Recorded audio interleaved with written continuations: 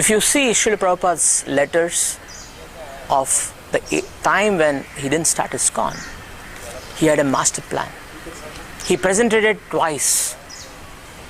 In his presentation he gave that in order to achieve this preaching all over the world, he had 4-phase program.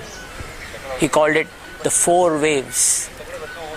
The first wave is a Sankirtan movement, and Srila Prabhupada did accordingly.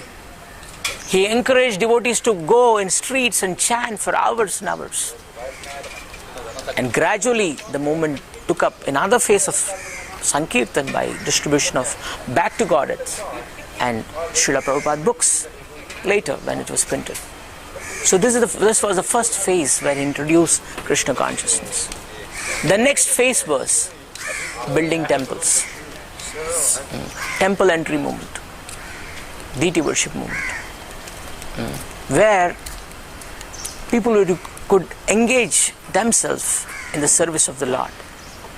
They're chanting and they have engagement.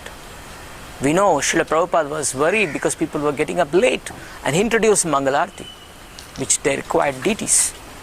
And that's how the temple movement started, deity worship movement. And the third phase went where they were congregating, many people were coming, and so he had to introduce different preaching programs. Children preaching, youth preaching, and congregational preaching, and like that. And he called it as spiritual initiation movement, where people were initiated in different ways, in different levels to practice spiritual life. And the fourth phase, also introduced by Prabhupada, was this simplifying our life. And he called it classless society movement. And he other way called it Varnashram movement, which apparently seems to be contradictory. Varna ashrama, it's basically division. But how you call it classless? Because it is Daiva Varnashrama, not just Varnashram, where every class of people they are trying to engage in Krishna's service. That makes it Daiva Varnashram. And that way everyone are properly engaged, and that will get you classless society. Everyone are engaged in devotional service. Not that everyone can do a single service. Everyone has to do according to their guna and karma. So Srila Prabhupada wanted this setup. And city life is not at all conducive for that. So he wanted to start the farmhouses. The first was in New Vrindavan farm. And there were others, Nigita Nagari and others were formed.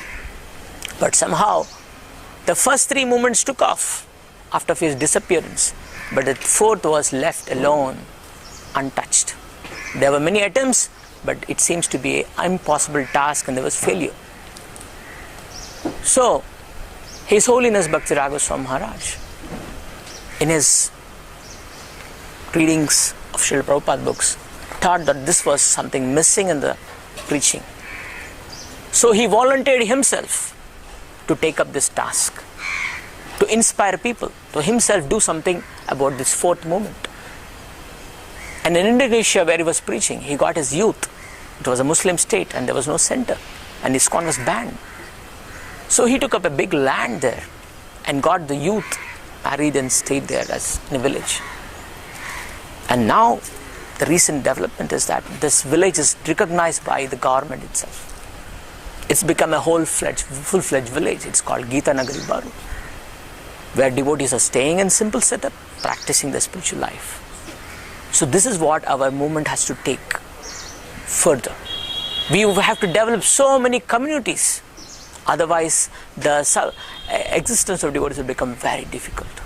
So we have to create self-sufficient communities based on this principle of simple living, high thinking. And this was only possible when we adopt the Krishna's given system of Varnashram. Otherwise, it's not possible.